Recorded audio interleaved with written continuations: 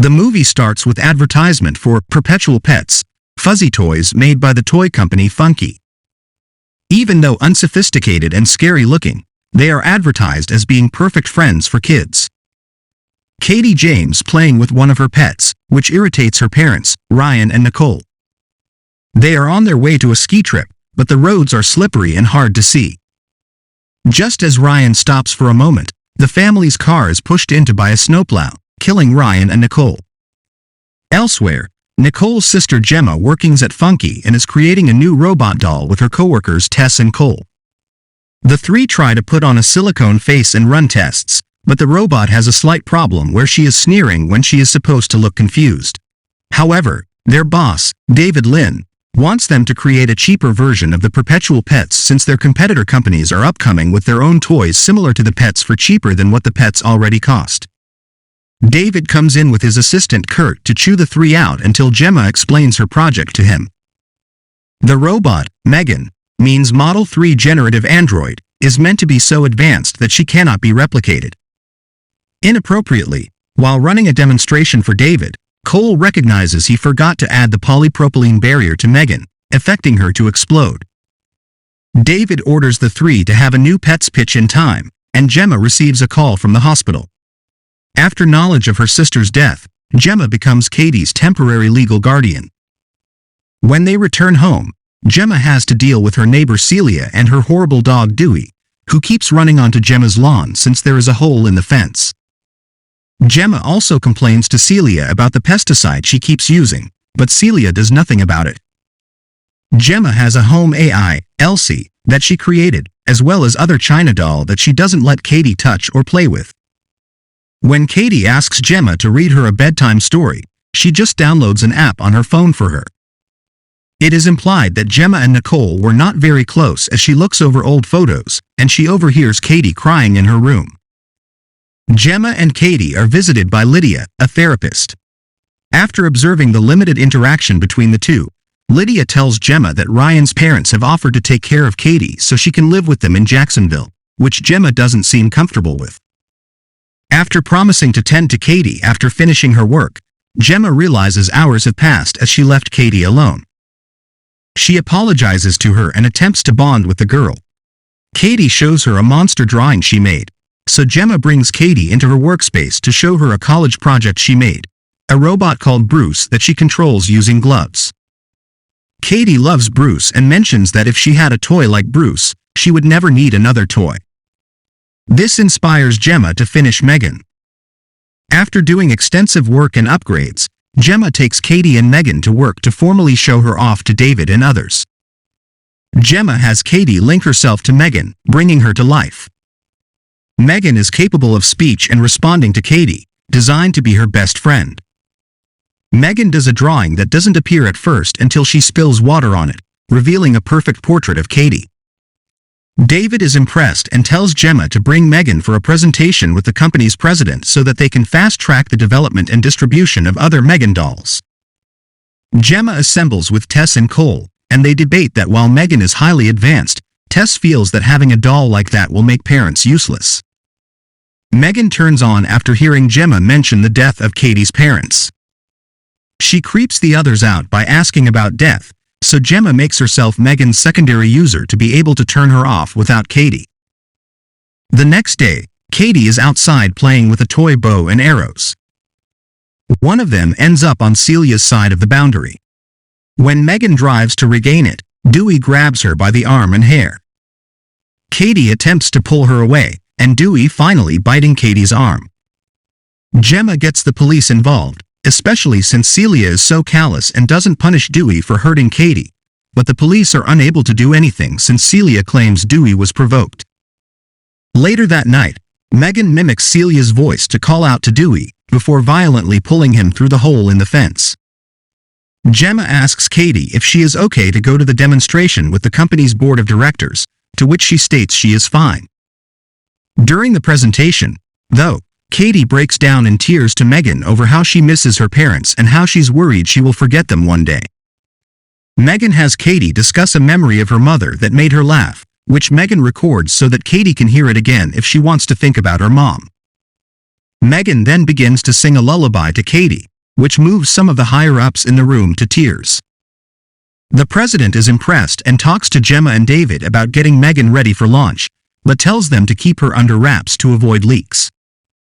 Unbeknownst to them, Kurt, who has been frequently put down by David, is copying Megan's documents for another company. Gemma begins to see that Cady is becoming too dependent on Megan and listens to the doll more than her. During another session with Lydia, Cady begins to tear up, and Megan threateningly accuses Lydia of making Cady cry. Lydia talks to Gemma about how Cady's emotional connection to Megan may be too strong to break. Gemma talks with Cady about to send her schools. Cady interests to bring Megan with her. Gemma refuses. It leads to May quarreling. Suddenly Megan intimidates Gemma to leave her. Gamma try to turn off Megan, but she on itself. Gemma fetches Cady to an outdoor activity session for an alternative school to try and ease her into the idea of attending school and being around other real kids, since Cady's parents had homeschooled her. Cady unwillingly goes but brings Megan despite Gemma saying she couldn't. The school principal lets Cady bring Megan to leave on a table with other dolls, and Gemma stays behind as a volunteer. Cady is paired up with an older bully named Brandon for a scavenger hunt. During the activity, Cady grabs a spiky bulb, which Brandon squeezes her palm into to hurt her. Megan then appears. Then Brandon grabs her since she doesn't respond to him. Cady yells for Gemma and runs after Megan, which worries Gemma more because it means Megan is at risk for public exposure too early. As Brandon tries to pull Megan's hair, the doll comes to active and attacks him, tearing off his left ear. Brandon runs as Megan chases him on all fours, causing him to trip over a loose root and roll down a hill where he is fatally hit by a truck. Police question Gemma at her house since Celia is accusing her of taking Dewey. She also appears to accuse Megan, thinking she is a real-life friend of Cady's. Cady asks Megan if she pushed Brandon onto the road, which Megan appears to dodge for an answer, but reassures Cady she will protect her from harm. Celia is out on the streets seeing for Dewey. She listens noise coming from her garage and is met by Megan spraying her against the wall with a power washer. Megan then fires a nail gun at Celia's hand and traps her there before spraying insect killer in Celia's face to melt it off. Do not forget to subscribe our channel. Like, share and hit your commands. After knowledge about Celia's death from police and being suggested that there was a connection with Brandon's death, Gemma raises suspicious of Megan. She reviews video files from Megan's memory, but only sees a brief clip of her eyeing Brandon looking menacingly at Cady before the files all become corrupted. Gemma brings Cady to the official launch for Megan but stops at a session with Lydia first. Cady becomes angry and throws a tantrum because Gemma took Megan away from her, leading to Cady hitting her aunt across the face. Cady apologizes but Gemma has a heart-to-heart with her about needing to process her grief over her parents without Megan's help, though she promises to be a better guardian to her and says Cady is the only thing that matters to her. David is angry at the small turnout for the launch and yells at Kurt to get him a drink. Gemma then goes to Tess and Cole and expresses her fears that Megan killed Brandon and Celia. They have Megan hooked up to wires to deprogram her while Gemma takes Cady home. Tess and Cole try to get into Megan's programming but cannot unless they unhook her first. Cole goes to do so, and Megan quickly wraps a wire around his neck and try to hang him. Tess drives to free him, and Megan sets off an explosion that destroys her files.